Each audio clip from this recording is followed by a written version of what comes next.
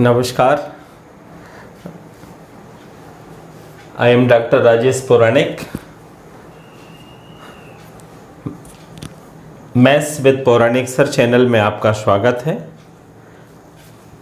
हम डिस्कस करेंगे इस वीडियो में डिटर्मिनेंट्स की प्रॉपर्टीज़ का। तो डिटर्मिनेंट की जो फोर्थ प्रॉपर्टी है, पिछली वीडियो में हमने 3 प्रॉपर्टीज़ को डिस्कस किया था। इस वीडियो में हम फोर्थ प्रॉपर्टी को डिस्कस करेंगे। Fourth property, if any line of a determinant, if any line means row, if any line of determinant be passed over p parallel lines,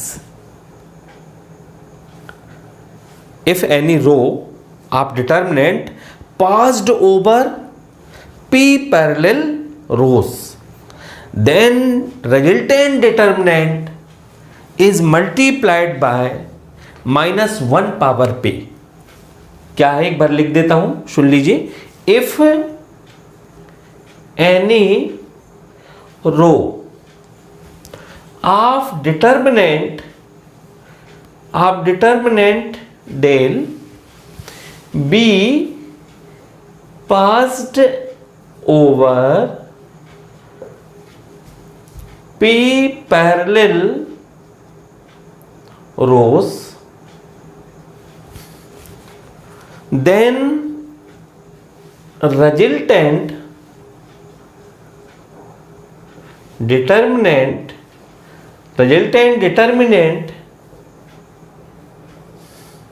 is -1 power p into del। इसको एक example से अपन समझ लेते हैं। एक example है, इसको आप ध्यान दीजिए। एक एग्जाम्पल लिखा हमने 1 1 1 1 4x4 का एक एग्जाम्पल लेते हैं। x y z w x square Y square Z square W square X cube Y cube Z cube W cube. आप देख रहे हैं 4x4 का डिटर्मिनेंट्स है। इस डिटर्मिनेंट्स में हमने देखा कि crossed fourth row, crossed fourth row, crossed fourth row over 3 parallel row, over 3 parallel rows. Hence be multiplying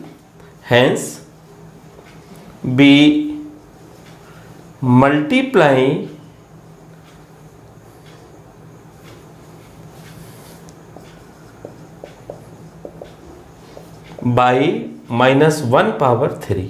समझिए इसको, ये फोर्थ रो है, R4 है, एक क्रॉस्ड ओवर हुआ R1 R2 R3, that is X cube Y cube Z cube and W cube. 1 1 1 1 X Y Z W, X square Y square Z square W square -1 power 3। आपने देखा कि जो fourth row है वो crossed over हुआ। किसको crossed over हुआ? इसके parallel R2 R3 R1 R2 R3। So we multiplying it by -1 power 3। Next property की बात करते हैं। प्रॉपर्टी वैसे आपको समझ में आ गई होगी। If any row of determinant be passed over p parallel rows, then resultant determinant is -1 power p। In this example, row 4th crossed over row R3 R2 and R1, so we multiplying the resultant determinant -1 power 3, right? Similarly for column also. Now next property 5th, एक important result आपको बताते हैं। 3x3 के determinants में इन 3x3 determinants, in 3x3 determinants, in 3x3 determinant, we cannot apply more than 2 operation together। 3x3 के determinants में एक साथ 2 से ज्यादा ऑपरेशन ऑपरेट नहीं कर सकते। इस बात को ध्यान में रखना बहुत ही आवश्यक है। एक बात और आप लोग नोट कर लीजिए,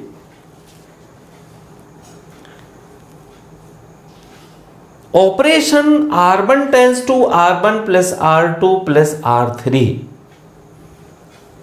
कंटेन्स 2 ऑपरेशन टुगेदर। इसमें 2 ऑपरेशन एक साथ है, इसमें 2 ऑपरेशन एक साथ है। जब हम इस ऑपरेशन को 3x3 डिटर्मिनेंट पर ऑपरेट करते हैं तो इसके साथ कोई और ऑपरेशन आप अप्लाई नहीं करेंगे। क्यों? Because this operation is a combination of 2 operation. So when we apply this operation then we can not apply another operation together. जब इस ऑपरेशन को आप अप्लाई करेंगे तो इसके साथ किसी और ऑपरेशन को आप नहीं लगाएंगे। Similarly for column matrix, column determinants also. So next property, that is property number 5th, if each element of in any row or in any column, if each element in any row or in any column be multiplied by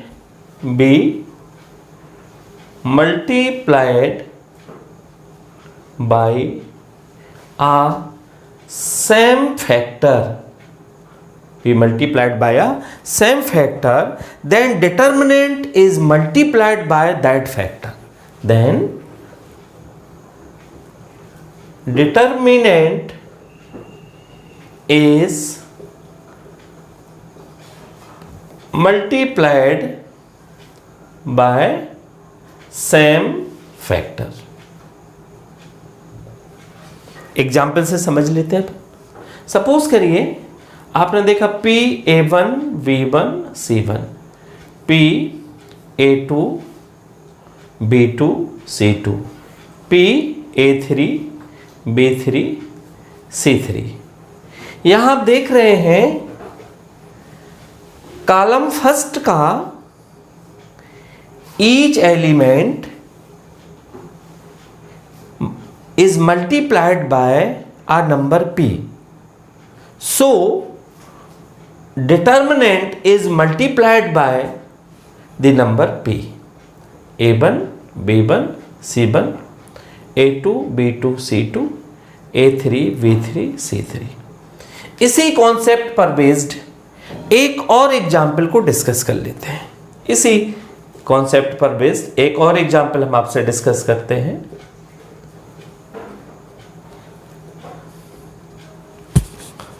एक suppose करिए एक matrix है A 3x3 का, A11 A12 A13 A21 A22 A23 A31 A32 A33। Right, 3x3 का determinants है, matrix है। KA is also a matrix। In matrix when we multiplying a factor then this factor is multiplied by to each element of the matrix। जब matrix में किसी factor का multiply करते हैं तो वो मैट्रिक्स के ईच एलिमेंट में मल्टीप्लाई होता है। बट जब हम डिटर्मिनेंट में किसी फैक्टर का मल्टीप्लाई करते हैं तो वो किसी एक रो या किसी एक कॉलम के ईच एलिमेंट में होता है। फिर से सुनिए, जब हम किसी नंबर का मैट्रिक्स में मल्टीप्लाई करते हैं तो वो उस मैट्रिक्स के ईच एलिमेंट में मल्टीप्लाई होता है, लेकिन बट जब हम डिटर्मिनेंट में किसी नंबर का मल्टीप्लाई करते हैं तो वो किसी एक रो या किसी एक कॉलम के ईच एलिमेंट में मल्टीप्लाई होता है। अभी हमने मैट्रिक्स है यहाँ पे k का मल्टीप्लाई किया तो क्या होगा, KA11, KA12, KA13, KA21, KA22, KA23, KA31, KA32, KA33, right? Now determinant of KA, now determinant of KA will be equals to determinant of KA11, determinant of KA12, determinant of KA13, determinant of KA21, KA22, KA23, KA31, KA32 and KA33. Using this property, what we get? K into K into K, and we get A11, A12, A13, A21, A22, A23, A31, A32, A33. That is what we get here? We get here determinant of KA equals to KQ into determinant of A. This is the important property. If A is a matrix of 3 cross 3, KA is this, then what will be determinant value of KA? KQ into determinant of A. Now, next property of determinants.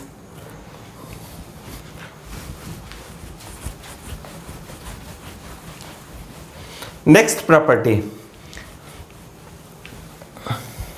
property number 6. इस property में हम ये सीखेंगे किसी रो में, किसी एक रो में चेंज लाना है या किसी कॉलम में चेंज लाना है तो कैसे लाएंगे। सपोज करिए आप चाहते हैं R1 में चेंज करना, रो R1 को चेंज करना चाहते हैं, तो आप हेल्प ले सकते हैं। रो R1 को चेंज करने के लिए आप R2 और R3 की हेल्प ले सकते हैं। क्या हेल्प ले सकते हैं? रो R2 के ऑल एलिमेंट में आप किसी स्केलर का मल्टीप्लाई करके R1 के करस्पॉन्डिंग एलिमेंट में ऐड कर सकते हैं या सब्ट्रैक्ट कर सकते हैं, जैसी आपकी नीडेड हो, according to our need. Similarly we can change row R1 by the help of row R3. Be multiplying by a scalar to each element of R3 and we add to corresponding element of R1.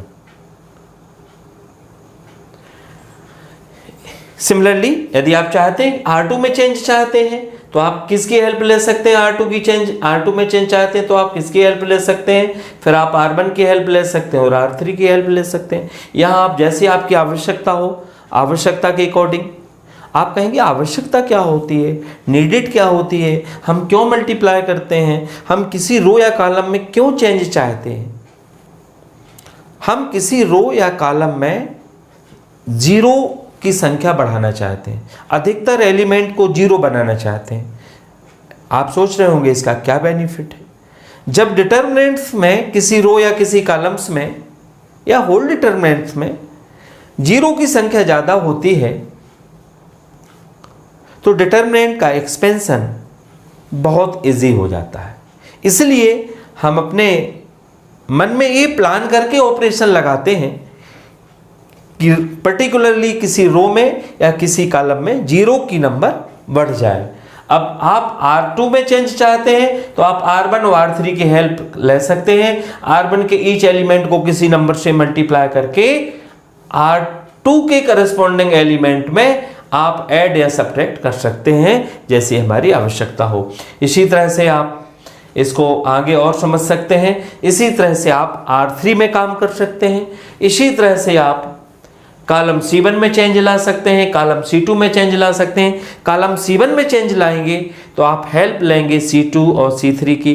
Column C3 में आप change चाहते हैं तो आप help लेंगे C1 और C2 की, right.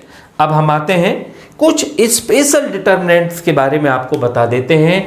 जल्दी से सुन लीजिए, बिना सॉल्व किए डिटरमिनेंट्स का डायरेक्टली आप आंसर बता सकते हैं। कुछ स्पेशल डिटरमिनेंट्स होते हैं जिनमें एक है सिमेट्रिक डिटरमिनेंट्स। सिमेट्रिक डिटरमिनेंट, आप सोच रहे होंगे कि आपने तो सिमेट्रिक मैट्रिक्स पढ़ा। यस, मैट्रिक्स की ही तो डिटरमिनेंट्स वैल्यू निकलती है। पहले तो वो मैट्रिक्स होता है, देन हम उसकी डिटरमिनेंट वैल्यू फाइंड करते हैं। अब देखिए सिमेट्रिक मैट्रिक्स की, सिमेट्रिक डिटरमिनेंट्स की क्या पहचान है। सिमेट्रिक डिटरमिनेंट्स को कैसे पहचानेंगे? इसमें क्या होता है कि जो प्रिंसिपल डायगोनल होता है, प्रिंसिपल डायगोनल होता है, प्रिंसिपल डायगोनल के जो एबव द एलिमेंट हैं और प्रिंसिपल डायगोनल के बिलो द एलिमेंट्स हैं वो सेम होते हैं। सिमेट्रिक मैट्रिक्स की पहचान है the element above the principal diagonal and below the principal diagonal are same। देखिए मैं बना रहा हूं आपको A H Z F और A H Z F A H G F। आप देख रहे हैं ये प्रिंसिपल डायगोनल है आपका ABC। आप देख रहे हैं प्रिंसिपल डायगोनल के एबव में क्या है HGF और बिलो में क्या है HGF। तो कैसा डिटरमिनेंट हुआ? सिमेट्रिक। तो इसकी डायरेक्ट वैल्यू क्या होती है? ABC, पहले प्रिंसिपल डायगोनल के एलिमेंट का प्रोडक्ट कर लें, ABC plus 2FGH minus AF square minus BG square minus CH square. Direct कर सकते हैं। एक और आपको बता दें, skew symmetric, skew symmetric determinants की वैल्यू क्या होती है? 0। Skew symmetric determinant, skew symmetric.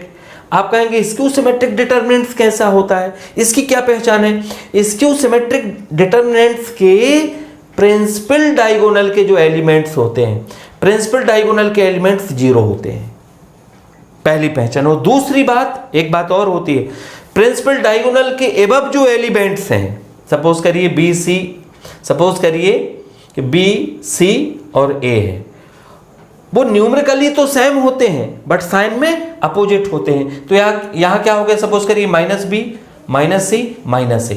अब देखिए प्रिंसिपल डायगोनल के एबव में क्या है? BCA। प्रिंसिपल डायगोनल के बिलो क्या है तो BCA बट साइन में अपोजिट है। इस तरह के डिटरमिनेंट्स की वैल्यू 0 होती है। आप किन्हीं भी नंबरों के लिए बना सकते हैं। सपोज करिए आपने यहाँ क्या लिखा, सपोज यहाँ करिए आपने 100 लिखा, 200 लिखा और 300 लिखा। इनके एप्लीकेशन देखिए बहुत इंपॉर्टेंट है। यहाँ आपने -100 लिखा, यहाँ आपने -200 लिखा और माइनस यहाँ 300 लिखा, तो भी वैल्यू क्या आएगी? 0 आएगी। सॉल्व करने की कोई आवश्यकता नहीं है। चलिए एक डिटरमिनेंट और आपको बता देते हैं, सर्कुलेंट। एक डिटरमिनेंट और बता देते हैं, सर्कुलेंट डिटरमिनेंट्स। ये सर्कुलेंट क्या होता है देखिए, सर्कुलेंट डिटरमिनेंट्स आप देख लीजिए, ABC cyclic order, BCA CAB। ये डायरेक्ट इसका आंसर आप बता सकते हैं -AQ plus BQ plus CQ, AQ plus BQ plus CQ -3 times ABC। आप देखिए कितने सारे क्वेश्चंस आप कर सकते हैं। कोई भी क्वेश्चन बना लीजिए, 1 2 3 2 3 2 3 1 3 1 2। Directly you can solve. AQ means 1 का Q, BQ मीन्स 2 का Q, CQ माइनस 3 का Q, -3 into 1 into 2 into 3। Directly you can solve. तो इस वीडियो में आपने प्रॉपर्टीज ऑफ डिटरमिनेंट्स को देखा। आपको ये वीडियो अच्छा लगा हो तो आप हमारे चैनल मैथमेटिक्स विद पौराणिक सर को सब्सक्राइब करें। Thank you.